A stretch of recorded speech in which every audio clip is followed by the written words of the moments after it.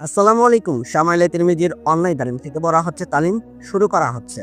শামাইলে তিরমিজি থেকে পড়া হচ্ছে সহজ তর্জমা ৬। আবু জুহাইফা রাদিয়াল্লাহু আনহু বর্ণনা করেন, লোকেরা রাসূল সাল্লাল্লাহু আলাইহি সাল্লাম এর খেদমতে আরজ করল, ইয়া রাসূলুল্লাহ, আপনার মধ্যে বার্ধক্যের আলামত দেখা যাচ্ছে। তিনি বললেন, সূরা হুদ এবং এ ধরনের অন্যান্য সূরা আমাকে বৃদ্ধ বানিয়ে ফেলেছে।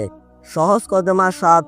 আবু রিমসা তাইমি রাদিয়াল্লাহু আনহু বর্ণনা করেন, আমি আমার পুত্রকে নিয়ে রাসূল সাল্লাল্লাহু আলাইহি সাল্লামের দরবারে হাজির হলাম। লোকেরা আমাকে হুজুর সাল্লাল্লাহু আলাইহি সাল্লামকে পরিচয় করিয়ে দিলেন। তাকে দেখা মাত্রই আমি বলতে বাধ্য হলাম, সত্যি তিনি আল্লাহর নবী। তখন রাসূল সাল্লাল্লাহু আলাইহি সাল্লাম এর পনেরে দুটি সবুজ রঙের কাপড় ছিল, আর তার চুল মোবারকে বার্ধক্যের কিছু ছাপ পরিলক্ষিত হচ্ছিল, তবে তা লাল বর্ণে ছিল। সহজ তাকিক তামিমুর রবাব বর্ণনাকারী হযরত আবু রিমসা ছিলেন তামিম গোত্রের সাথে সম্পর্কিত।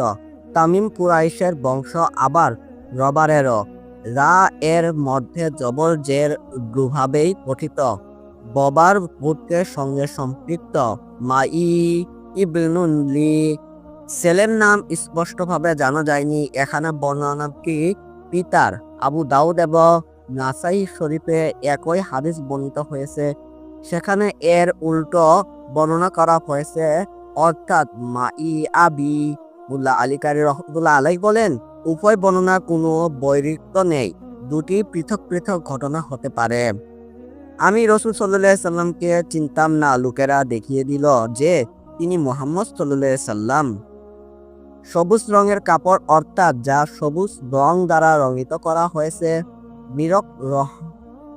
মিরব রহমতুল্লাহ আলাই বলেন, এ পোশাক জান্নাতীদের জন্য হবে। বিভিন্ন রেওয়ায়েতে দ্বারা তাই জানা যায়। আবার এও হতে পারে যে দুটি কাপড়ই সবুজ ডোরা ছিল।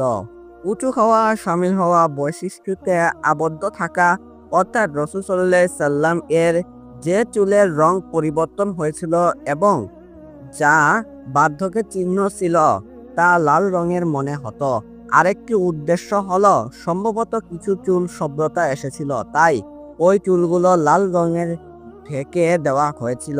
সহজ তাশরীহ হযরত আবু রিসমার রাসূল সাল্লাল্লাহু আলাইহি সাল্লামের শেষ সময়ের বয়সে তার খেদমতে হাজির হয়েছিল।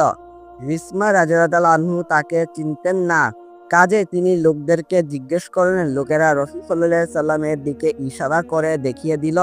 তিনি নবীজির চেহারা, নুরানি অবস্থা, উজ্জ্বলতা এবং জালালিয়ত দেখে তৎক্ষণাৎ বলে উঠলেন, নিঃসন্দেহে তিনি আল্লাহর সত্য নবী। এ হাদিসে চুলের মধ্যে শব্দটা এসে যাওয়ার আলোচনাও রয়েছে। অবশ্য বলা হয়েছে যে সে সাদা চুলগুলোর লাল খেজাব দ্বারা রঙিত করা ছিল। সহজ তর্জমা ৮। হযরত জাবের রাদিয়াল্লাহু আনহু কে কেউ জিজ্ঞেস করল, রাসূল সাল্লাল্লাহু আলাইহি সাল্লামের মাথায় কি পাকা চুল ছিল? তিনি বললেন, তার মাথার চুলের শব্দতা ছিল না, তবে সিঁথিতে সামান্য কয়েকটি পাকা চুল ছিল, যা তেল ব্যবহার করলে আর দেখা যেত না। সহজ তাহকিক রতুন তানজিল যুগে তাকলিল স্বল্পতা অর্থে আসে, অর্থাৎ কয়েকটি চুল। নিমে জবর ফা সাকিন এবং রা বর্ণে জের। স্মৃতির স্থান স্মৃতি, তজন্য মাথার মধ্য অংশ নির্ধারণ করা যায় না। সহজ তাফসীর হযরত জারের রাদিয়াল্লাহু আনহু বলেন, সাধারণত বার্ধক অবস্থায় চুলের মধ্যে অধিক হাড়ের শব্দতা প্রকাশ পায়। রাসূল সাল্লাল্লাহু আলাইহি সাল্লামের ক্ষেত্রে এরূপ হয়নি। তার কিছু চুল সাদা ছিল, তাও স্মৃতির নিকটবর্তী ছিল।